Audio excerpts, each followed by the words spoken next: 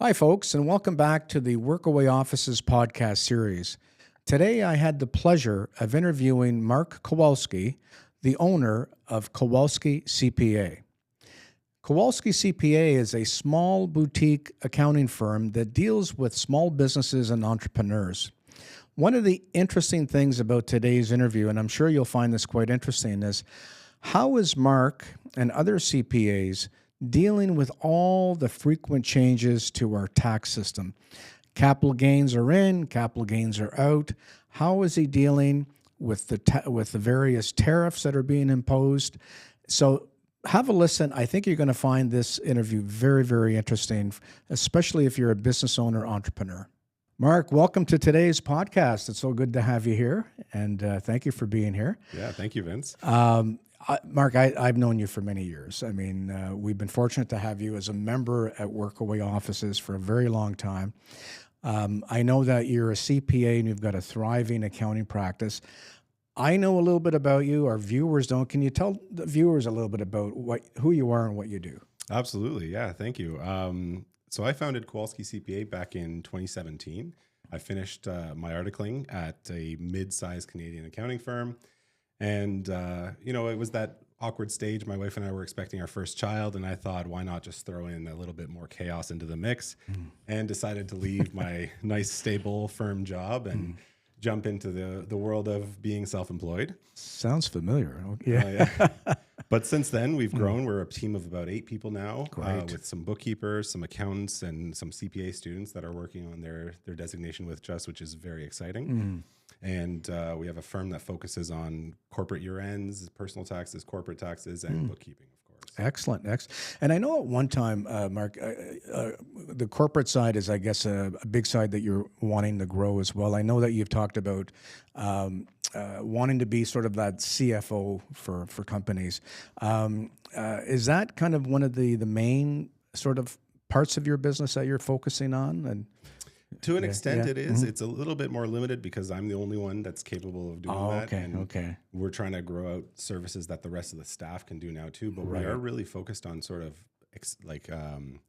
the outsourced finance function is really what we're trying to develop with our clients, especially around the bookkeeping, where the client really just doesn't want to have to deal with their finances more than just a couple of questions a month or a couple times a month. And so we handle more than just the bookkeeping. We also can handle your invoicing. We also can handle some of your payables, receivables chasing, and that sort of stuff. Excellent. Do you do tax preparation as well? Do you get into? Absolutely. You do. Okay. Yeah. So this time of year, we're knee deep in our personal taxes, of course. Yeah. Which will run us until the end of April, and then year round, we have a team that's dedicated for corporate year ends and corporate tax returns. Fantastic. If someone is looking for your help, Mark, what would you say is your competitive advantage, the competitive advantage of your firm? Well, we like to spend a lot of time trying to get to know our clients and trying to help them understand how their business is doing and really empower them to make the right decisions around their business beyond just kind of cranking out a tax return and beyond just cranking out the minimum required. That was sort of a lot of my frustration with my old firm, my old job, was we sort of did your taxes, did your corporate financial statements, and that's the point at which we actually knew a lot about your business.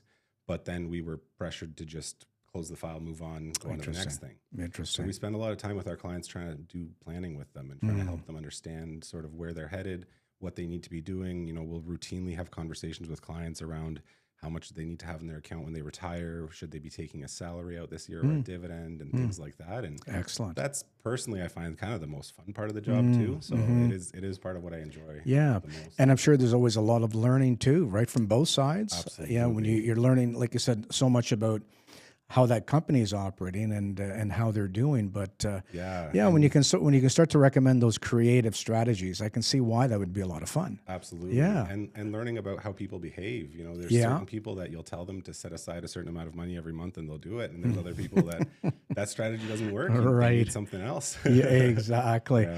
How are you coping over the last little while?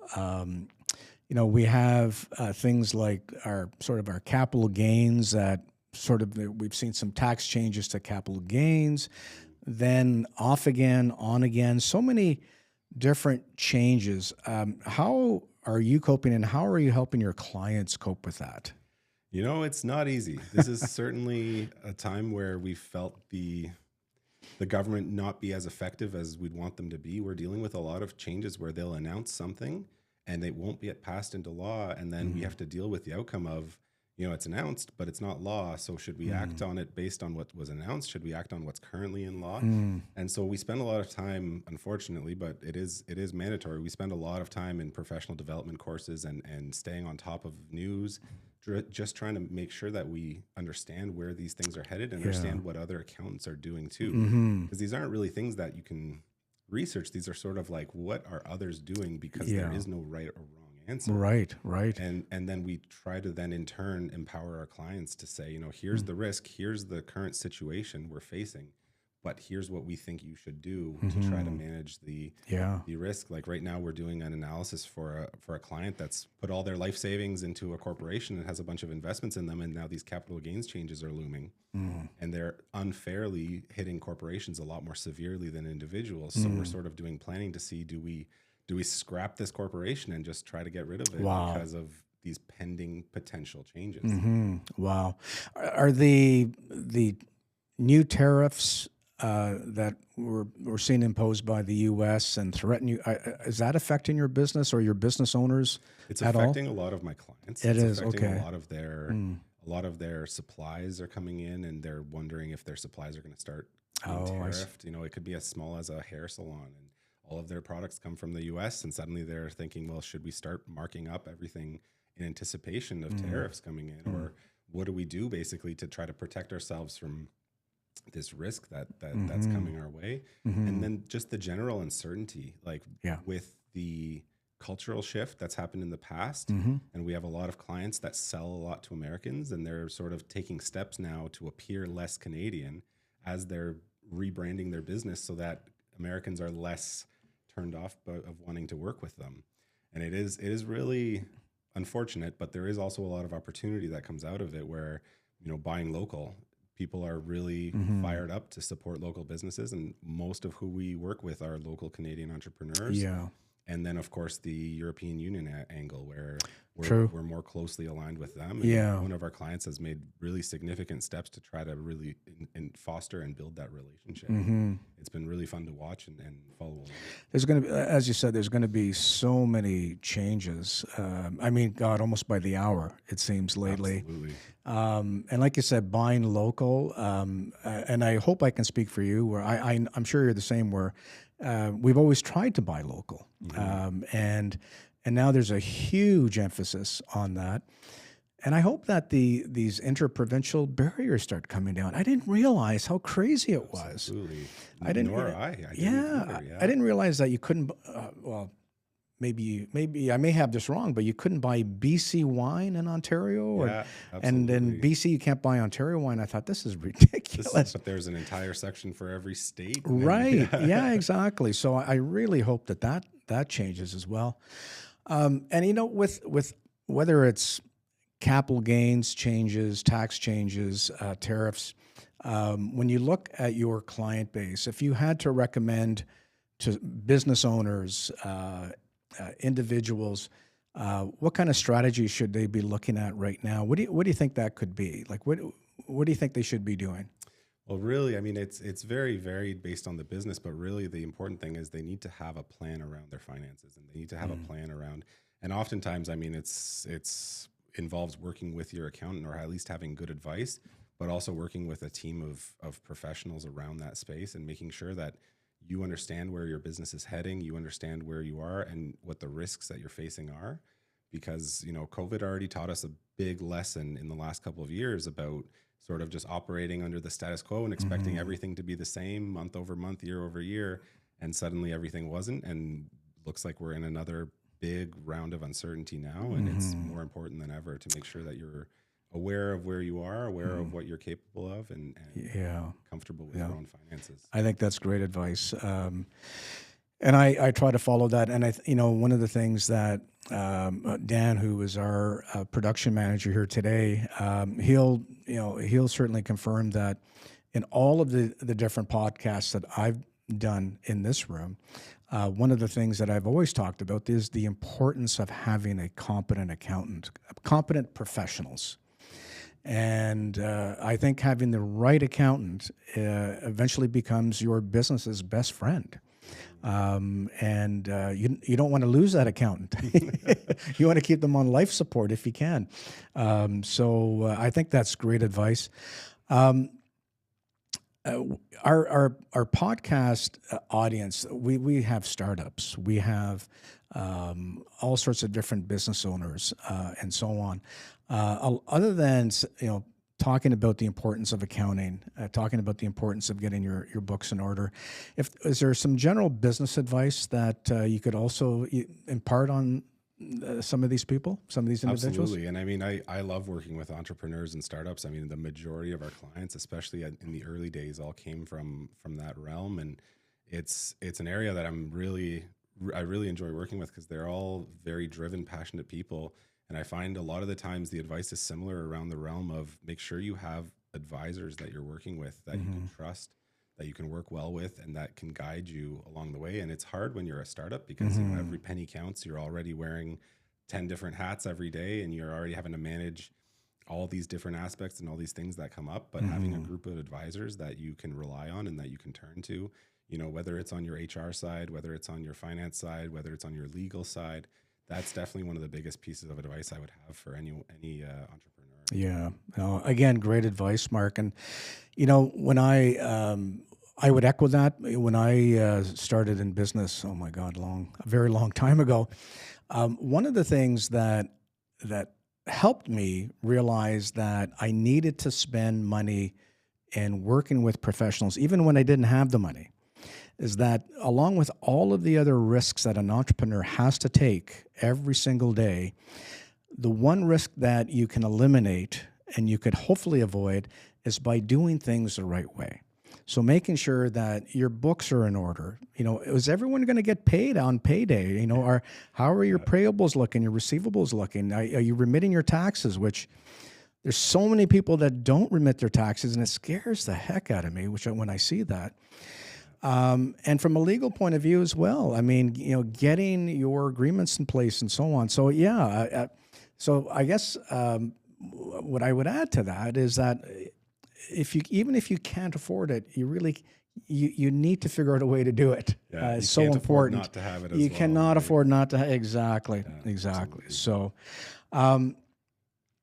so when you're not hard at work and you're here, I know all the time. I see you here all the time. What does Mark do to relax, to unwind? What do you do just to? So this time of year, we're towards the end of it, but this time of year, definitely skiing. It's been a great year for skiing. We had wonderful amounts of snow. I mean, to the chagrin of a lot of other people, but I've been really enjoying the hills, and we've taught my daughter in the last couple of years how to ski too. So she comes with me, and now the only problem is there's a very finite window on the time that I can still keep up with her, because she's getting quite good at it. Good. So. And then in the summer, I definitely like to golf as much as possible. It's not very good at it, but I do enjoy it quite a bit. Nobody's really good at it. That's true. Oh, no, that's great. Last question, Mark, is again, I've had the pleasure of knowing you for quite some time, and you've been a member of WorkAway for a long time. What initially brought you to WorkAway, and what's keeping you here? Yeah, great question. I mean, our company's journey is really closely linked to WorkAway's start. I mean, we were one of the first tenants to occupy the third floor here in the Leperrier building in 2019. Us and Herman, of course, the other accountant that was there at the time, who we've become very close friends with since then. And we've sort of bounced around the building since then. As you know, I've sort of still got mail coming in with all sorts of different growth, numbers. yeah, all because of your good growth, yeah. right? Yeah. But really, I think the biggest driver here was that the space was really accommodating and flexible to us as we kept growing. We went from a one-person office to a two-person to a three-person to now a suite, and now we're growing again and moving again into on the third floor to a bigger suite. And so, as often is the case in business, our path was unpredictable and sort of sudden, but having the ability to just pop by and say, hey, I need a bigger office, and have that available within a matter of a couple of days often was incredibly helpful.